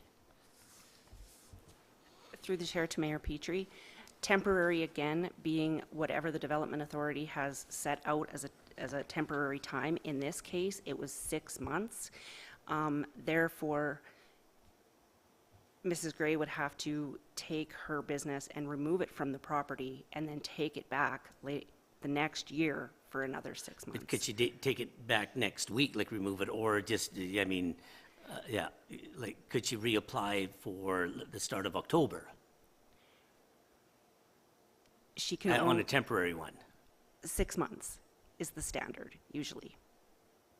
That's what in the past and proceeding up into this application. You only got 6 months, but you can't do, okay, so she can't do another 6 months right away then, okay. The other one, what do other communities do on this? Because the point is, the challenge that we have, and we talk about precedent, is we prefer, brick and mortar buildings. I mean, that's because if we don't do that, and then all of a sudden, we're going to get pop-up meat shops or pop-up Slurpee shops or, pop-up everything on that. And that's the challenge as a community we have. And is it then fair to the existing businesses that have established brick-and-mortar buildings and paying property taxes and, water and sewer? That's sort of where we're coming from on that. But getting back to my question, then we'll get back to you in a second there, is what do other communities do? The only other community in my research that I conducted was in Lethbridge. There was a clause much similar to ours that stated that an agreement could be made between city council or the city and the applicant. Okay, now, I think there was a question for you, Shauna, there. Yeah, go ahead there, yeah. Yeah. Hi. So it's quite an undertaking to start a business. And I was curious, what was your long-term plan? So you applied, you had the temporary use, you had the 6 months. Did you, do you have a plan B here, a longer-term plan? Realistically, it would be beautiful to be hooked up to the water and the sewer system, just because right now bringing me water and taking away my gray water is costly, and I don't like doing that either. I would like to have land and be hooked up and be a permanent brick and mortar. So, is it possible if we enter into an agreement that we have the stipulation that we'll adhere to the bylaws of getting hooked up to the sanitary sewer and the potable water, but give an appropriate period of time for the business to make arrangements to do so? Yes, I was thinking that might take between 3 and 5 years. I'm not sure. Sooner the better. I would rather be hooked up. But I know one other community, Rocky Mountain House, has since 2017 had a Rocky Mountain Mud, and they're a little shack in the middle of the brick parking lot there, and they've been running the way that I've been running as well. So I know that there is one other community that does do that. Yeah, okay. Councillor Prentice, or did you have questions? Okay, anybody else? Okay, go ahead, Councillor Idris, yeah. I think I'm in support of Councillor Wardrop's idea around some sort of either a permanent temporary solution, sort of thing, or the idea of another temporary approval. I don't know if we need to, for example, table this and research what's happening in Mountain View, or the possibility to introduce some sort of maybe not a policy level but a guidelines level that I don't want to make it we are doing it just for the money, just because if we say, for example, this is a business that doesn't use a lot of money and water, and maybe there is no need for facilities on premises, and so put some sort of guidelines that if something like this happens again, a restaurant, for example, a full restaurant will not come and say, you know what, you gave it to this person, why don't you give it to me? Because there is a guidelines. It's not just a decision that we are doing without a guidelines.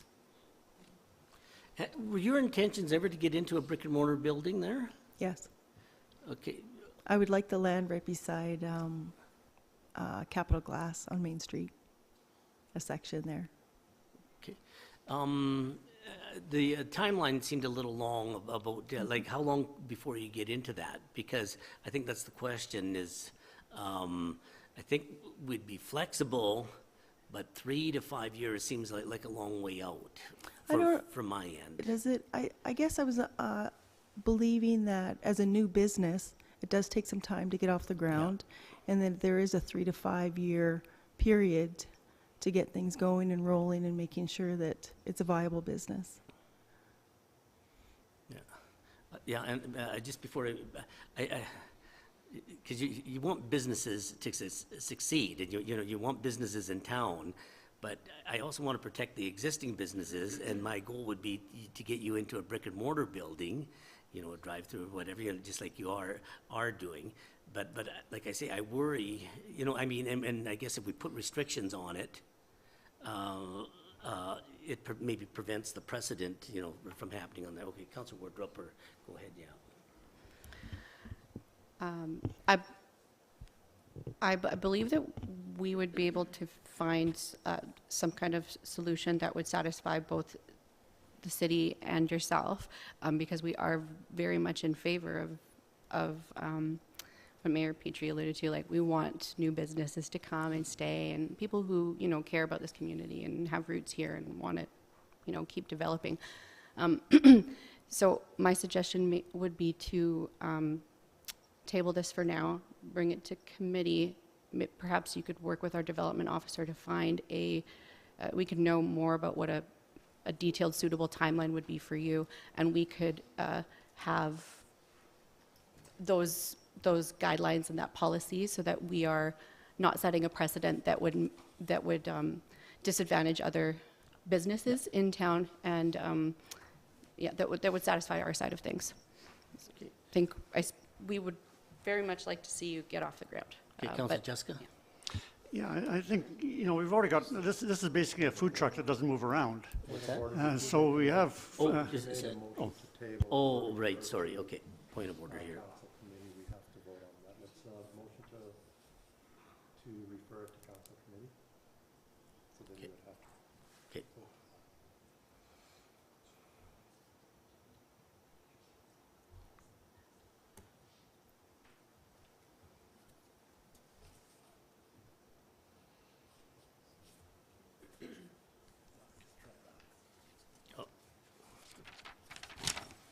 Okay, moved by Councillor Wardrop, that this be referred to council committee. Okay, all those in favor?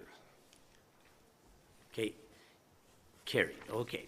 So we'll discuss it a little bit more to try to come up with a solution, like Councillor Wardrop says, that satisfies us and you on that. Okay. Okay, thank you very much.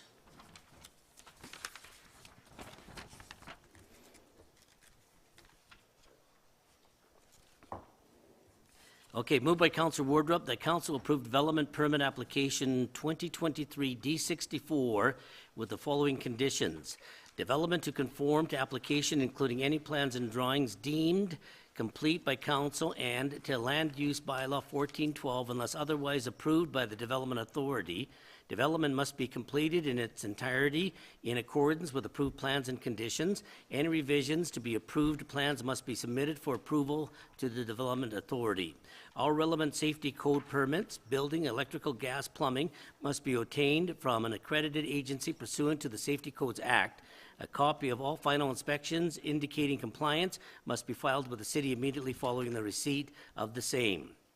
All surface water must drain from the building site to the street and lane and shall not adversely affect neighboring properties. The site must meet the minimum drainage grade of 2% away from the buildings located on the lot. Should retaining walls be required, they are to be constructed at the expense of the property owner and developer. Any off-site construction will be restored as per the City of Brooks construction specifications, must be inspected by the City of Brooks, and must maintain the existing City of Brooks stormwater management. Suitable measures to ensure the above is adhered to must be employed from the onset of development and shall remain in place throughout all stages of excavation, construction, landscaping. 4, the applicant shall meet the requirements of the Alberta Fire Code. The applicant shall meet any provincial or federal regulations that apply, and the addition to the accessory building be removed. Natasha. Thank you. Through the chair to Mayor and Council. The City of Brooks received an application in 2011 to construct a 36 by 76 building with a basement to be used as a religious assembly on a property located at 820 Railway Avenue East. The property is zoned direct control. There are a number of accessory buildings on the property in addition to a residence. Development permit 11D20 was approved on September 19th of 2011. A building permit was issued on June 17th, 2013 for this development. The building was still in progress and was last inspected by the building inspector on April 20th of 2015, when staff had noticed that a large deck was under construction on 2 sides. The deck had not been included in the original drawings, and no applications for development permits or building permits had been received. The owner was contacted and required applications were submitted on December 2nd of 2015. The development permit was then amended to add a deck on December 8th of 2015, and the building permit for the deck was issued on March 10th of 2016. All of these permits have been closed compliant. Recently, staff received a complaint that an addition was under construction to the 36 by 76-foot building. The owner was contacted and the required permits were submitted. Upon review, staff noticed that another addition had been constructed onto one of the accessory buildings. The owner was contacted again and has indicated that the addition to the accessory building is going to be removed. Staff circulated this to the IDP committee to advise if an IDP meeting was required, and no concerns were raised. Recommendation is that council approve development permit application 2023 D64 with the following conditions that Mayor Petrie kindly stated previously. Okay, any questions on this? So just explain what happened. The building was there, and they were going to build something, but they didn't build something, and now they're building something? Through the chair to Mayor Petrie, the building was already built. It's the religious assembly. Yeah. It was already constructed. They had done 2 additions, one to the principal building, the religious assembly, and 1 addition to an accessory building that was out there. So they wanted to get permits, which is what they're doing, the development permit and the building permit. For the addition, they call it a boot room, a place to put their shoes and coats. That is an addition to the religious assembly, and the other addition is going to come off, the one that's attached to the accessory building, not the principal building. Are you satisfied with it? Are you? Yes. Okay, Councilor Idris. So talking about the addition to the main building, is it considered a shed? Or something like a shed? It's considered an addition only because it is attached to the principal building. If it was not attached to the principal building, then it would just be considered an accessory structure, or accessory building, pardon me. So does it have to be attached by a nail or just being beside each other is attached, if that makes sense? That is definitely a better question for the building inspector. However, the building inspector was shown photos so that we were sure that we were making the right call and we were having them apply for the correct permits. Okay, So I can't really answer your question as far as when is it considered to be touching or structurally, I guess, abutted to it. Okay, thank you.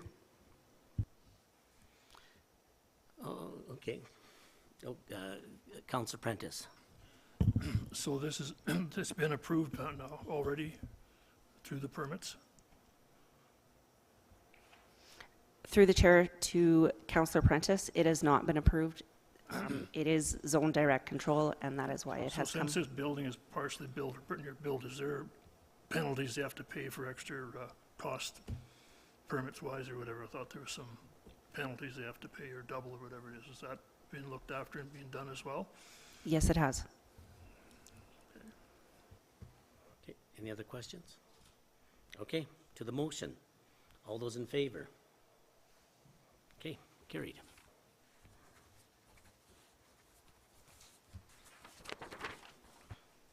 Okay, moved by Councilor Prentice that MPE Engineering Limited, on behalf of the City of Brooks, submit a 2023-2024 Alberta Community Partnership Grant application in partnership with the County of Newell in support of the Regional Wastewater Services Study Project. Don.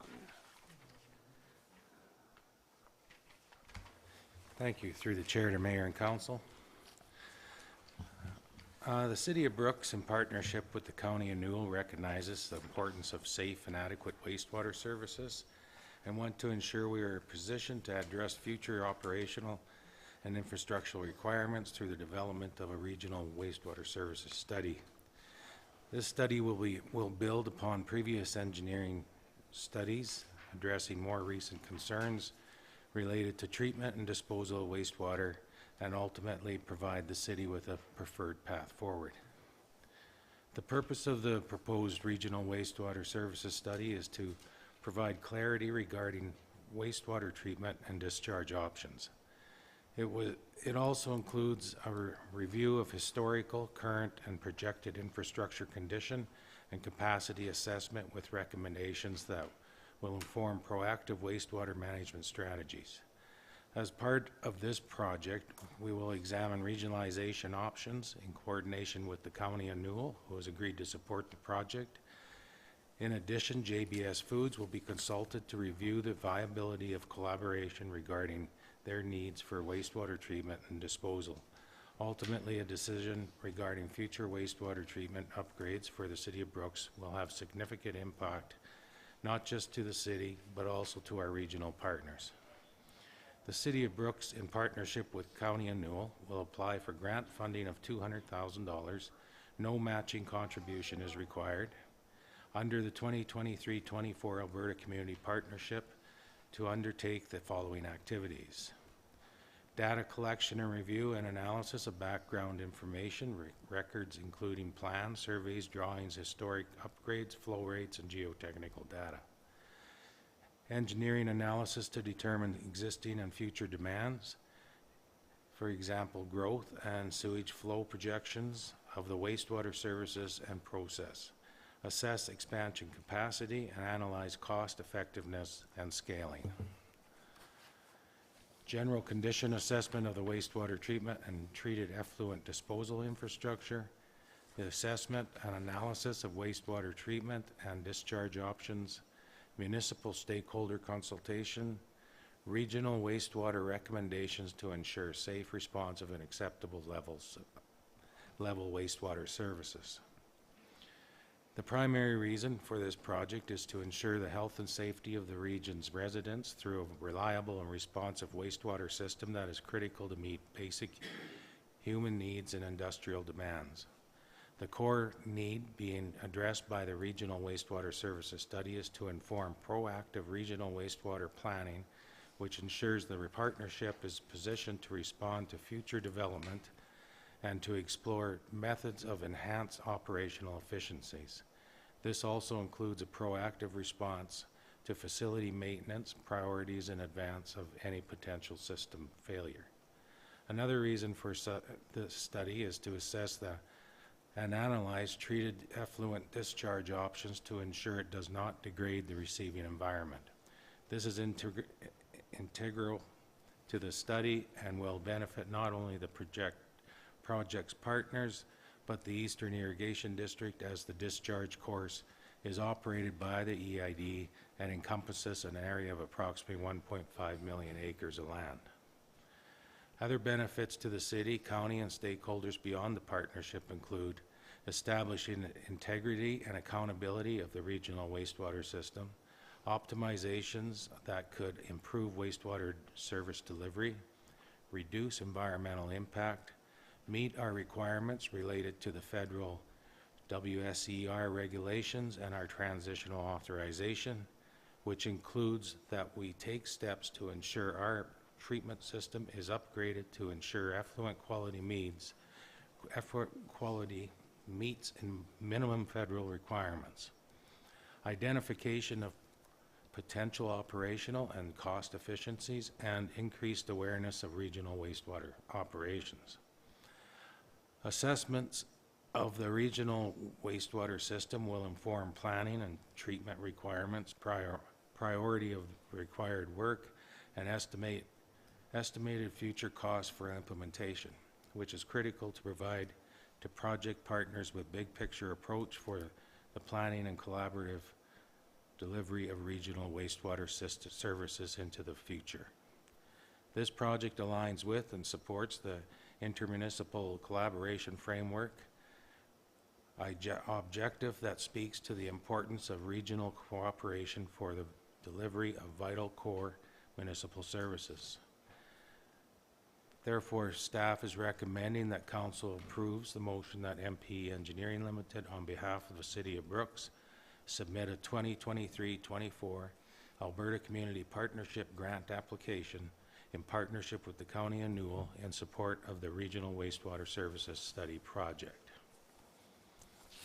What are the, I guess this is, what are the odds of getting the grant? Like, does it look pretty good? They've informed me that it looks very good. Oh, okay. I like the idea of the regional partnership, you know, with the city, the county of Newell, and JBS, and maybe there's other industries down the road that might be able to take advantage of that there too. So any other questions on this? Okay, Councillor Prentice. So there was a study done here a few years ago with the county where they wanted to bring in, talked about Rosemary, Dutchess, Bizanov, all them. At that time, the cost was far too high to even think about bringing them in. So will that be part of that study again?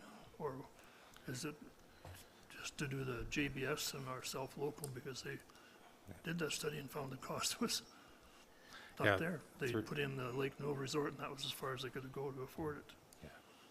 Through the chair to Councillor Prentice, it will include that study, but they'll take what they got from that study and incorporate it into the new study.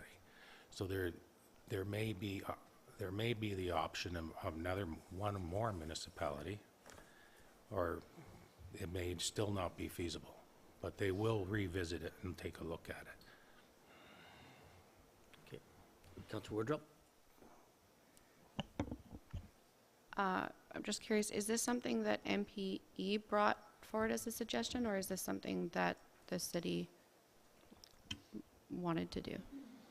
Through the chair to Councillor Wardrop, this was brought forward to myself from MPE. We've had a working relationship with them for quite a few years, and they're aware that we're always looking for grants that could help us move forward in towards a new wastewater treatment system. So they brought this directly to us. Okay, Councillor Jessica? So in my term here, there already has been discussion of the condition of the existing wastewater treatment system and the concerns related to that. So this would be a step forward, building on the past work to come up with a solution that we're going to probably need sooner rather than later. Through the chair to Councillor Jessica, this is something that will be required for future grants in order to move forward to build a wastewater system that will be, but should by the time this one is done, completed this study, a treatment system that is approved by council. Okay, any other questions? Councillor Wardrop?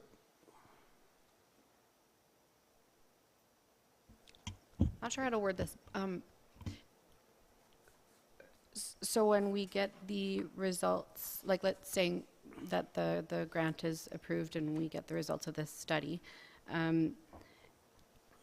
the type of wastewater system that we go to or choose would not be, I guess, limited by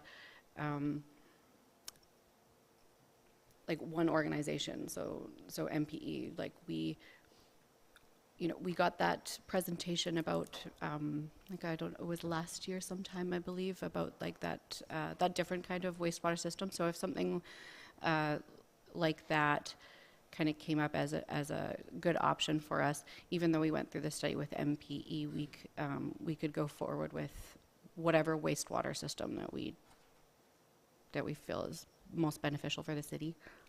Does that make sense? Through the chair to Councillor Wardrop, this study will recommend what treatment system will work for the city of Brooks.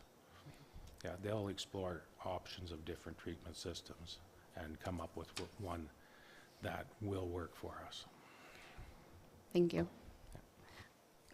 Okay. To the motion then, all those in favor? Carried.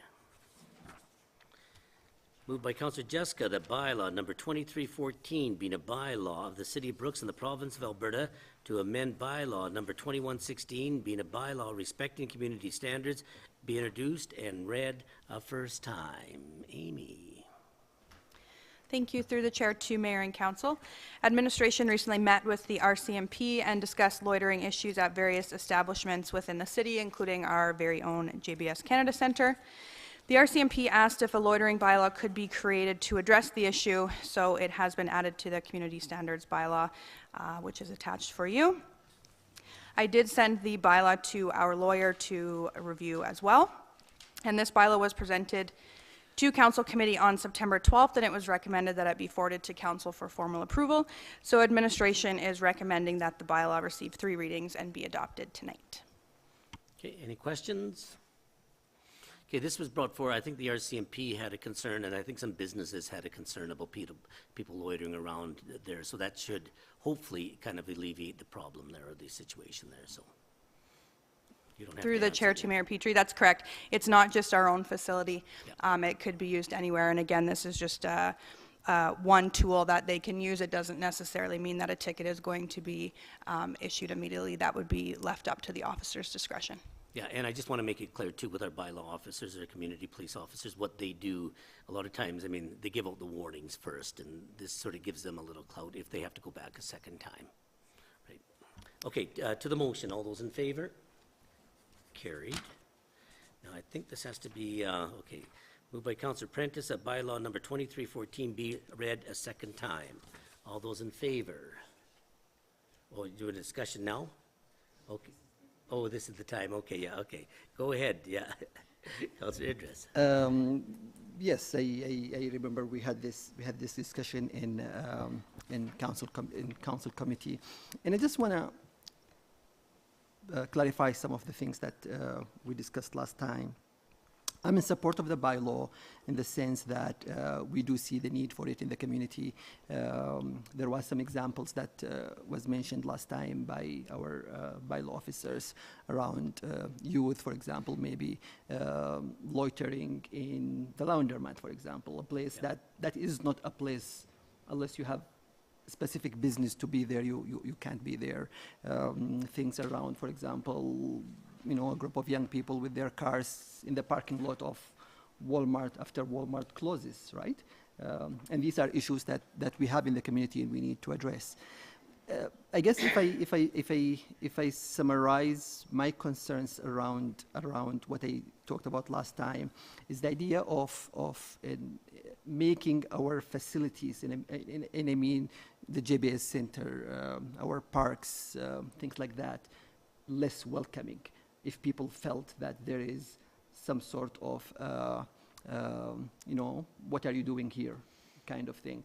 I'm encouraged by the comments that the mayor just made and in the comments that made by Amy.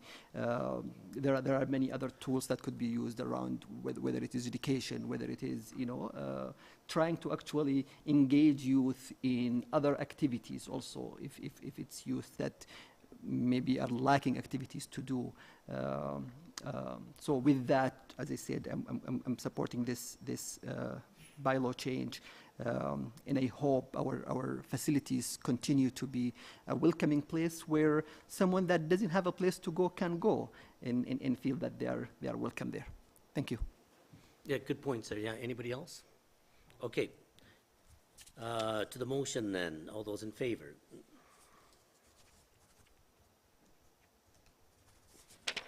Okay, moved by Councillor Idris that bylaw number 2314 be given 3 readings at this meeting, has to be carried unanimously. All those in favor? Carried.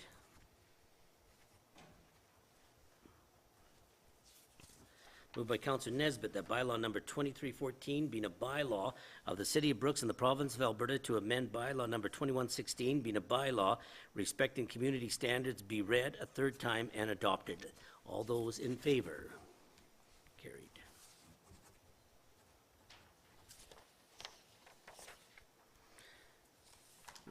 Okay, Sandra, go ahead. Good evening. Thank you, Mr. Mayor. I'm going to go back to the wastewater study.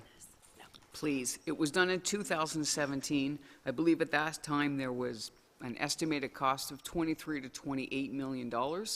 I'm just wondering, I don't understand why this is being done once more. If somebody could please explain that to me, I would appreciate it. Can you answer that, Don? Don's going to answer. He's got all the good answers.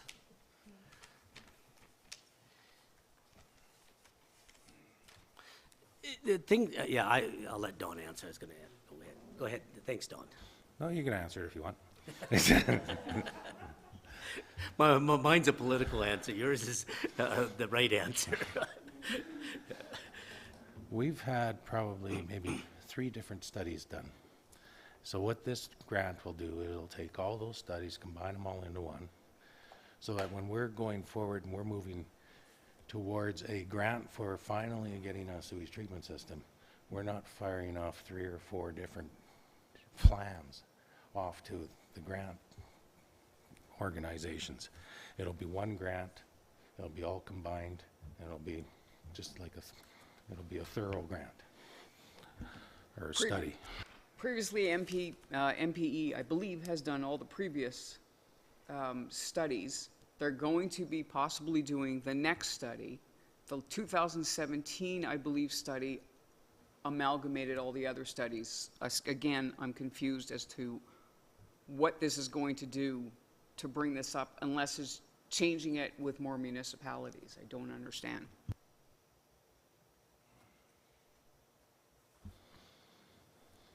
Let's see if I could answer this. Actually, the last study didn't incorporate all of the studies. It didn't thoroughly go right through everything or every different treatment option, or even the cost is already 5 years out of what they estimated that treatment system at.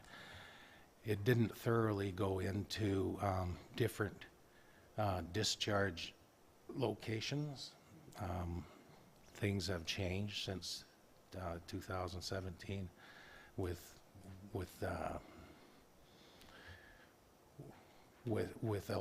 environment's regulations on what kind of levels of contamination can go into a water body. So this will just upgrade all of that and bring it all together. And what is the urgency of I think costs change over time. The other thing that changes too is technology. I mean, that's 5 years ago. So hopefully, yeah. And then I think, yeah, you know, it depends on how much governments are involved in this too. You know, because in order for these things to actually work, we need government help too, like financially. What's the urgency in getting not only this study done, but getting whatever is decided implemented? Right now, I can tell you the urgency to get the grant application in is, I think, by the end of the month. The urgency to get this study completed, I believe, is towards the end of 2024 in order to satisfy the grant.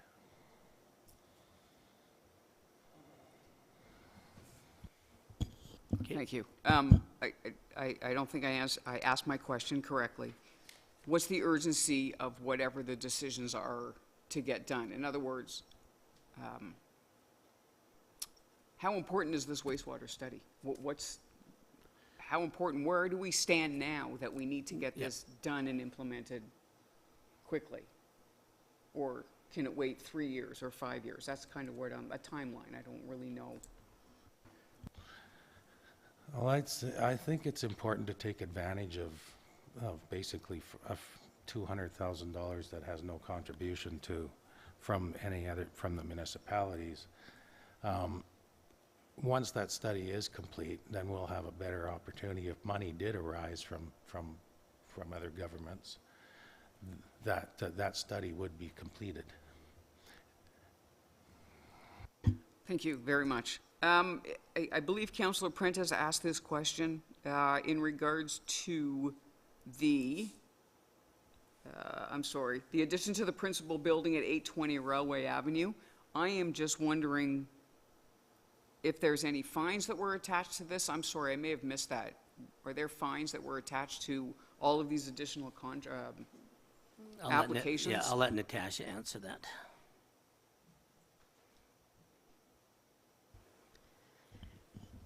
When development or building occurs prior to permits being issued, the fee is doubled.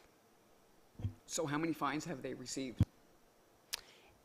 it's not necessarily a fine, it is they pay double. So whatever their permit cost was intended to be was doubled. Thank you. I'm going to ask an easy one. Who, if anyone, is going to Fort Mac for the Communities in Bloom AGM? I'll ask our counselor on that board, Ray Jessica. To that point, no one. Okay.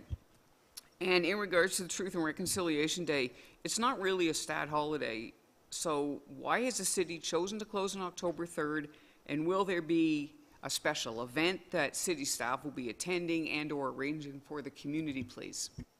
I'll let Alan answer that, and maybe Kelly can help there too. Yeah. With regards to the first one, that was negotiated in the CUPE contract. And in that contract, if you have a stat holiday that falls on a Sunday, or a Saturday, it always goes to the next day. As far as events, I think Kelly went through those. Yeah. Yeah, take a look at, on her report there on the council agenda there. She went through what we're doing. Are there any events for the community? Either not the Monday, but maybe on the Saturday or the actual day for Truth and Reconciliation, please?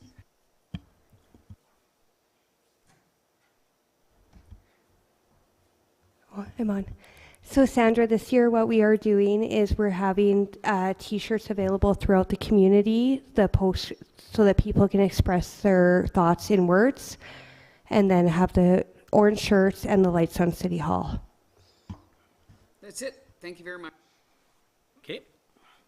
Moved by Councillor Wardrop that council close the meeting to the public for agenda item 11A, law enforcement matters as per section 20, FOIP, and 11B, personnel as per section 27, FOIP at 6:31. All those in favor?